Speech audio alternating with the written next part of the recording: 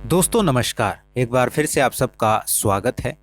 आज का हमारा टॉपिक है ऑल टाइम वर्स्ट क्रिकेटर, यानी कि अब तक के सबसे खराब क्रिकेटर।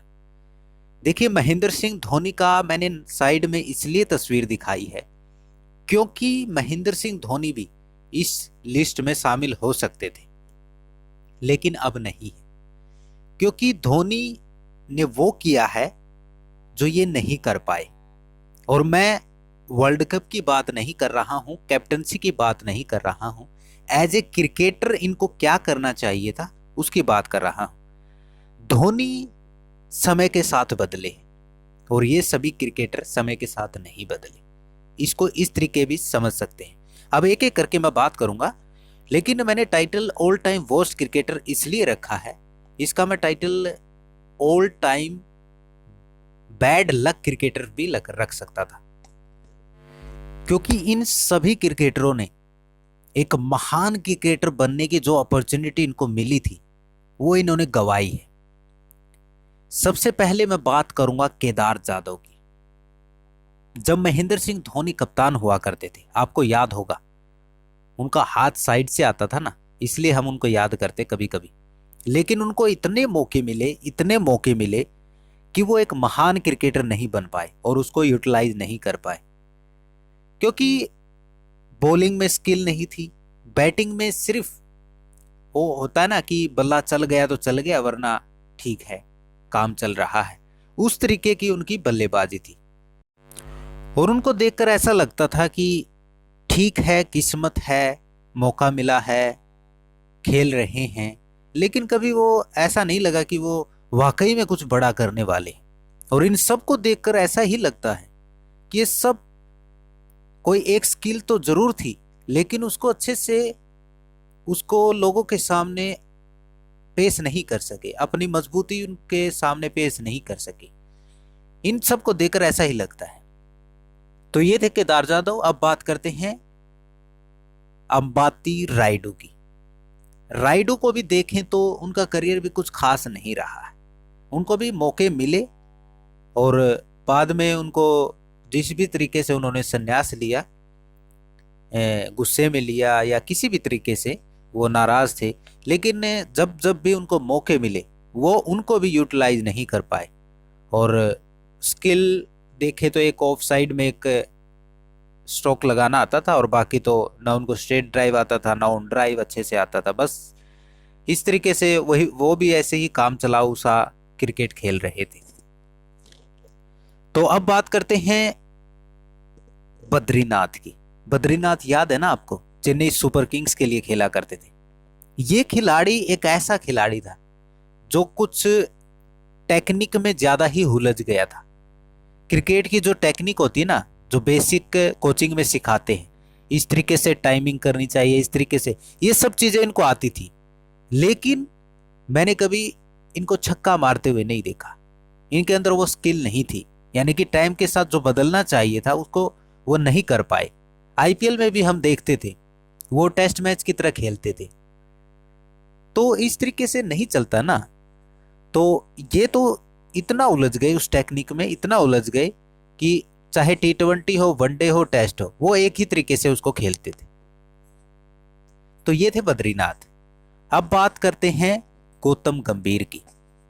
गौतम गंभीर आज इंडियन टीम के कोच हैं, हेड कोच हैं, और काफ़ी चर्चा में रहते हैं, लेकिन सिवाय वर्ल्ड कप की एक पारी के कोई उनको याद नहीं करता। और अब तो उनको बैड तरीके से भी याद किया जाता है। आजकल उनको काफ़ी क्रिटिसाइज किया जाता है, लेकिन मैं 2007 से क्रिकेट देख रहा हूं और मैंने उनके अंदर वो स्किल नहीं दिखाई दी। ये भी वही थे जैसे बद्रीनाथ थे ना, ये कभी छक्का मारने की इनकी एबिलिटी नहीं थी। ये भी ऐसे ही खेलते थे, टेस्ट, टी20 और वनडे को। वनडे में तो ये काफ़ी वीरेंद्र सहवाग के साथ एक बार नाम हुआ था इनका ओपनिंग में, लेकिन टी20 के आने के बाद ये कुछ खास नहीं कर पाए। टेस्ट में तो वैसे भी इनको मौके मिलते थे, कभी निकाल दिए जाते थे, ऐसे ही चलता था। लेकिन ये भी अपनी ताकत को यूटिलाइज नहीं कर पाए और कुछ खास क्रिकेटर नहीं बन पाए। अब बात करते हैं अशोक डिंडा। जो कि एक तेज गेंदबाज थे। इनको देखकर तो ऐसा ही लगता था कि बस जैसे श्रीशांत हुआ करते थे ना, जैसे हीरोगिरी झाड़ते रहते थे, उस तरीके की इनकी सोच थी। सिर पर पट्टा बांध के आते थे और उछल उछल के गेंदबाजी करते थे। ऐसा नहीं लगता था कि ये कुछ भारतीय टीम के लिए कुछ कर पाएंगे, बस ऐसे ही जोर लगाते रहते थे और कुछ खास करियर इनका भी नहीं रहा। इनको देखकर भी मज़ा नहीं आता था वैसे बताया जाए तो। और अब बात करते हैं मनीष पांडे की। याद है ना मनीष पांडे? महेंद्र सिंह धोनी के साथ एक वीडियो काफ़ी वायरल होती है उनकी, जब महेंद्र सिंह धोनी उनको डांट रहे थे और T20 का मुकाबला था। मनीष पांडे भी केदार जाधव जैसे ही रहे, उनको भी काफ़ी मौके दिए गए, हर बार उनको मौके मिलते थे, लेकिन वो भी ऐसे ही काम चलाऊ क्रिकेटर थे। उनको भी देखकर लगता नहीं था कि वो सीरियस अपने क्रिकेट करियर को ले रहे हैं, क्योंकि इतनी बार मौके मिलने के बाद तो आपको उस चीज़ को समझना पड़ेगा ना, भारतीय टीम के लिए सीरियस होना पड़ेगा ना, तभी तो आप महान क्रिकेटर बनेंगे।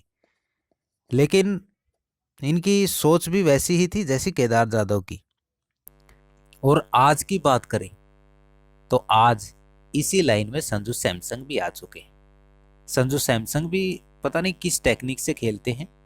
अभी मैंने पिछला T20 मैच देखा था उसका, और एक स्टेप पीछे जाते हैं, एक स्टेप आगे जाते हैं, ना कोई स्ट्रेट ड्राइव, ना कोई ऑन ड्राइव, ना कुछ ऑफ ड्राइव, कुछ नहीं, कोई स्किल नहीं है।